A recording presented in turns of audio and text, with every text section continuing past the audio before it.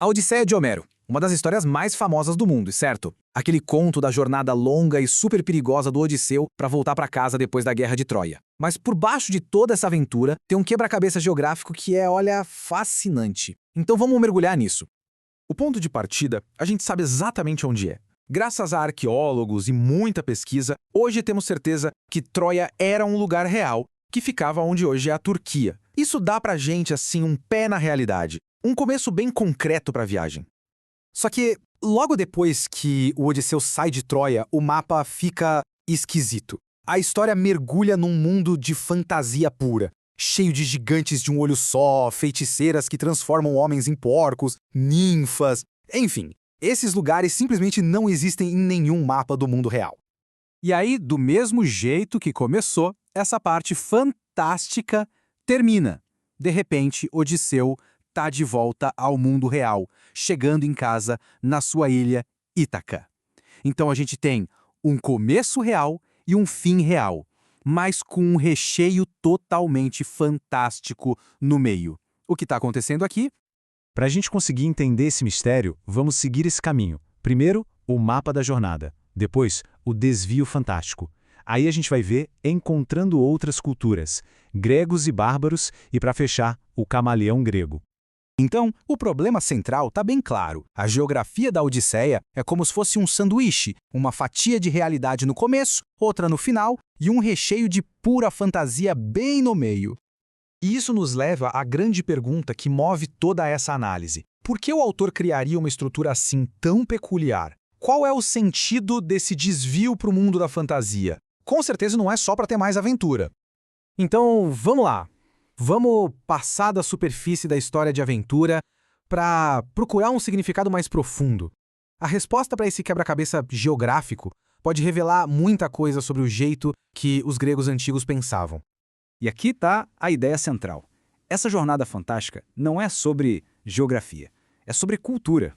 É uma alegoria, uma forma simbólica que a cultura grega encontrou para explorar e definir a relação dela com o mundo lá fora, sabe? Com os estrangeiros. Para sacar essa alegoria, a gente precisa primeiro entender como os gregos antigos viam as pessoas que não eram gregas. E a visão deles era bem particular. De modo geral, os gregos não tinham muito respeito pela maioria das outras culturas. Tinha uma grande exceção, o Egito.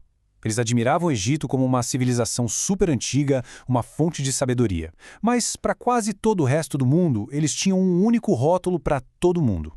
E essa palavra era bárbaros. É um termo que a gente ainda usa hoje, mas a origem dele, lá na Grécia Antiga, revela demais sobre essa atitude grega. Agora, o mais interessante aqui é de onde veio essa palavra. Bárbaro não queria dizer incivilizado no começo. Era uma onomatopeia. Para os gregos, qualquer um que não falasse a língua deles parecia que só estava fazendo um barulho sem sentido. Bar, bar, bar. Era, no fundo, uma gozação com a língua dos outros.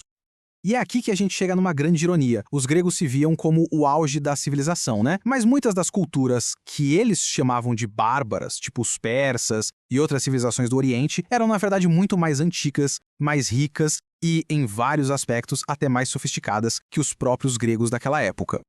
Tá, mas e como tudo isso se conecta com o nosso herói, o Odisseu? Bom, ele é a personificação dessa mentalidade grega. Ele é esse arquétipo cultural em ação.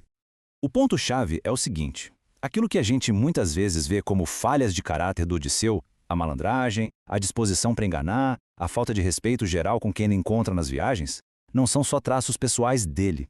São um reflexo direto da atitude cultural grega com os estrangeiros.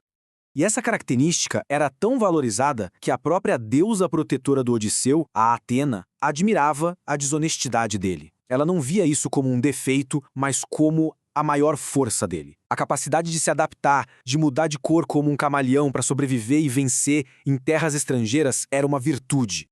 Mas atenção, tem um limite importante para essa capacidade de se adaptar. Odisseu podia até ser um camaleão, mas ele era, acima de tudo, um camaleão grego. Ele se adapta para sobreviver, para explorar, mas nunca abandona a identidade ou a visão de mundo dele, que é fundamentalmente grega. A jornada é sobre navegar pelo mundo bárbaro para, no final, voltar para casa e reafirmar a ordem e a identidade gregas.